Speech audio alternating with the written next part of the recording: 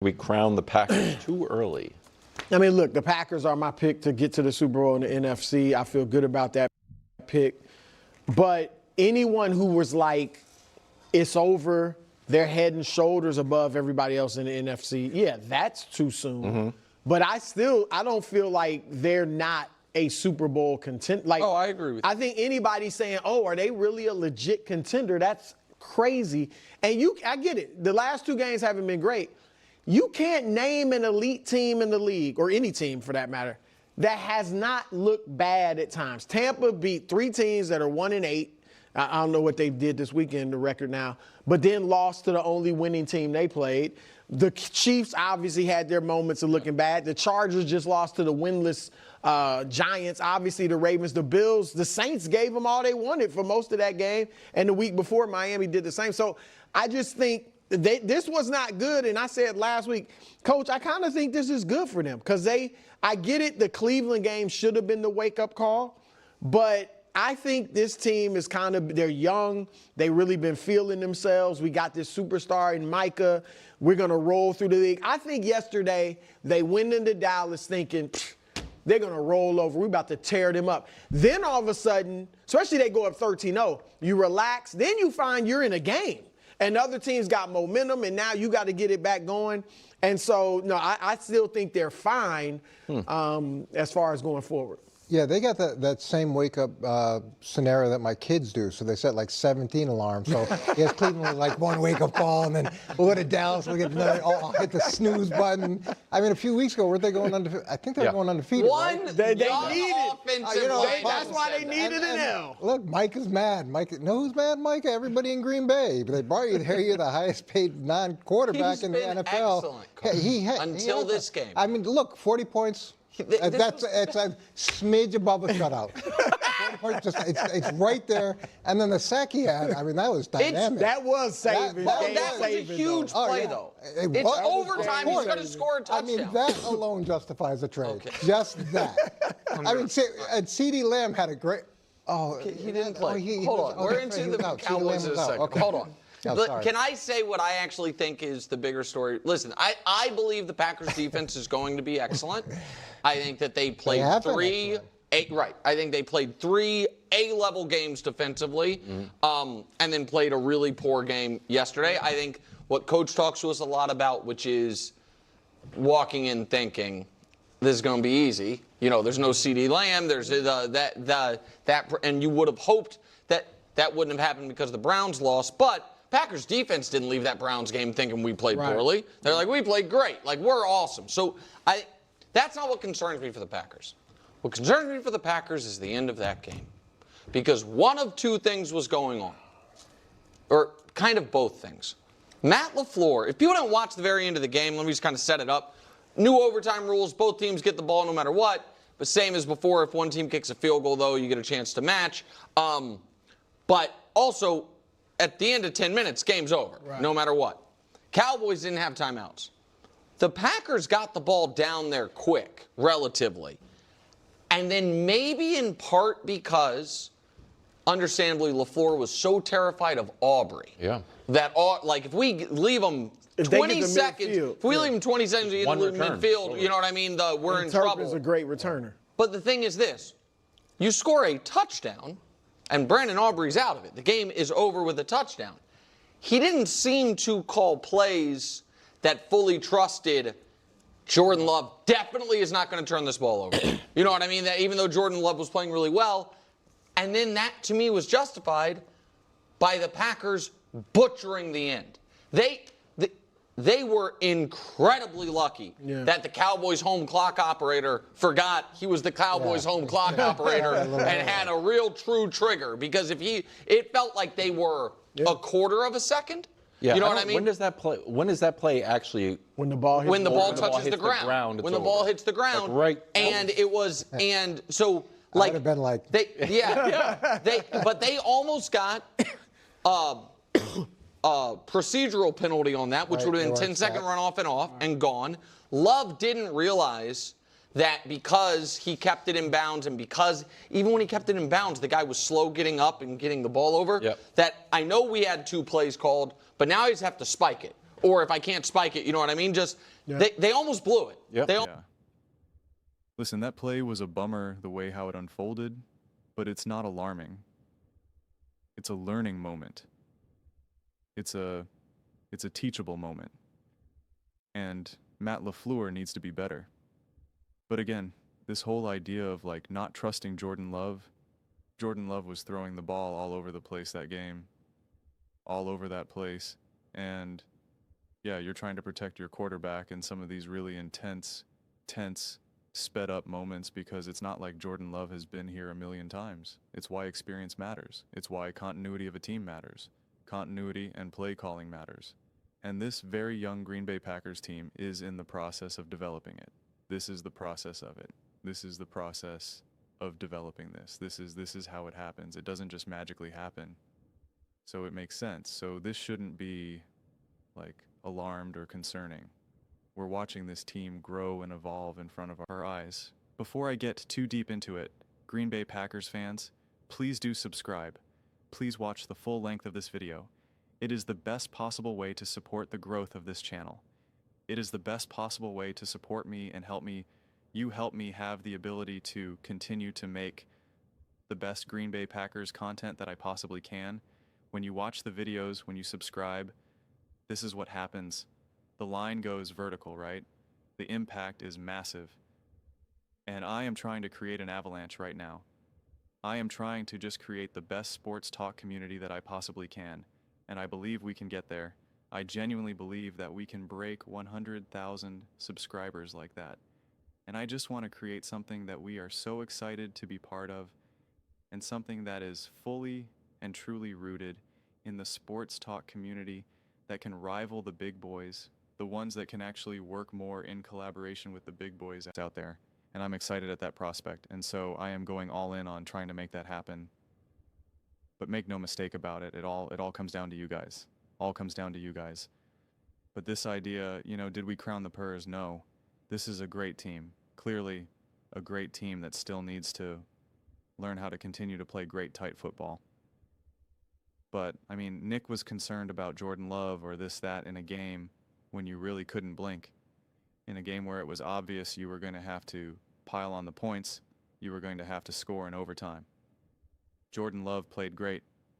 Jordan Love played great. 31 for 43, 337 yards, 7.8 yards per attempt, 3 touchdowns, only 1 sack, and a 118.1 passer rating, and had a huge pickup for 25 yards, 3 for 28 yards rushing. But this was a great game. He's hitting 1, 2, 3, 4, 5, 6, 7, 8, 9, 10. And you guys all know I love seeing Tucker get fed the ball. I want to see him get fed the ball more. But he was 5 catches for 5 targets with 56 yards. Feed Tucker Kraft, feed Tucker Kraft, feed Tucker Kraft. But listen, this game was always going to be a bit emotional. This game was always going to have a little bit extra oomph to it because of Micah going to Dallas. Like, they were always going to have this huge punch from the Dallas Cowboys, right? And it felt like that they weren't really going to be able to do much because of their injuries and whatnot. But this is the NFL, man. This is the NFL. I think the Packers 10 for 14 on 3rd down. 1 for 1 on 4th down. They ran 79 plays, 489 total yards on 11 total drives. I thought it was great. They were 5 for 6 in the red zone.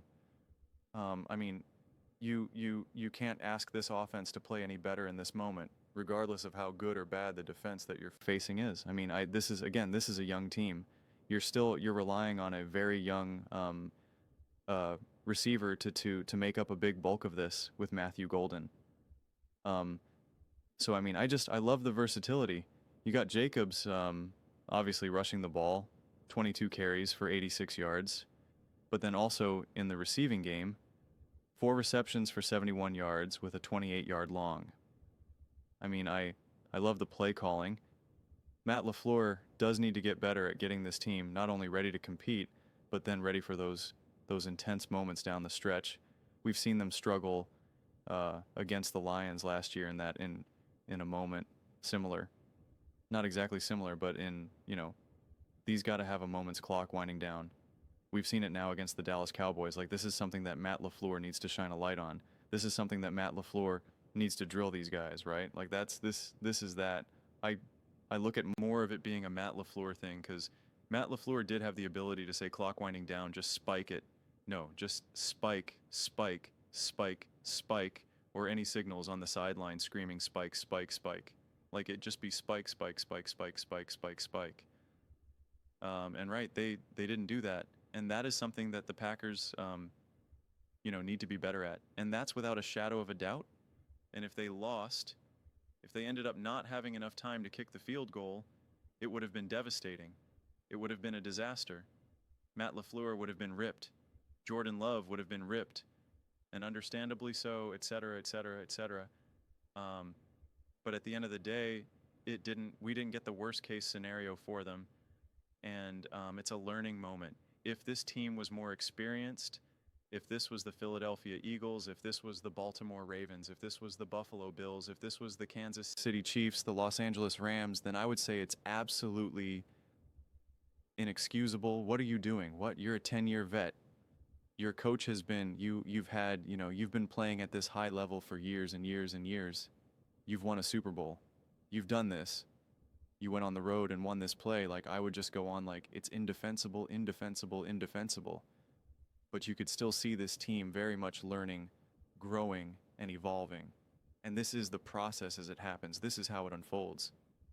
How do you guys think learning and growing takes place? It just magically happens where you just always succeed perfectly. And you're like, now I know how to be great because I did it. Like, that's not how this works. It's just not. This is part of the process. This is part of the process. And when the Packers were crowned, it's pretty funny because and it's hard to say this to a fan base when everyone is so ultra high on a team, when everyone's like, this is the best team, this best team, they're win it all, they're win all. And I said, listen, this Packers team is a great team. This team is an awesome team, but I need to see them be able to manage really important moments more. I need to see them be able to play at their best and manage the important moments, like in the playoffs, in the, at the biggest, in the biggest games. And we're seeing glimpses of this, of the work that they still need to do. A lot of my take was kind of around the management, game management with Jordan Love, emphasizing that I think he's a great quarterback, that he can throw all over the place, that you want to see him grow and evolve as a game manager. But it's the Packers team as a whole. The Packers team as a whole, Matt LaFleur, Matt LaFleur starts to run out of excuses because he's been a coach now for like a chunk of period of time now. He's not like a 2-year, 3-year head coach now. Like, he's been in the league now. He's been around. He's been in these situations, and he's been in big playoff games. He's coached Aaron Rodgers, right? Like, he's young, but he's not new.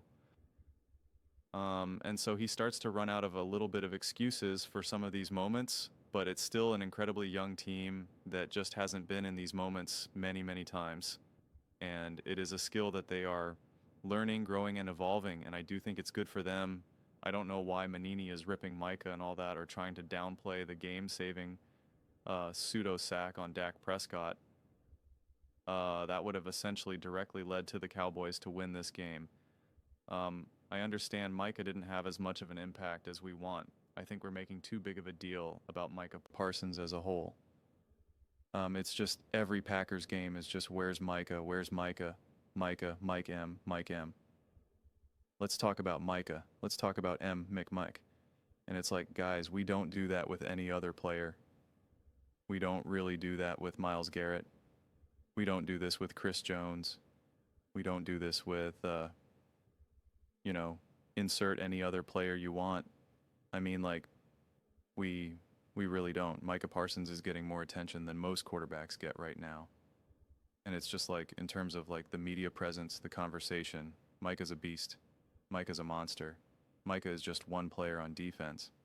So it's just like everyone needs to just like relax and chill with that right now. There's just this ultra obsessed hyper focus on a Micah, and the media then just double quadruple downs on it.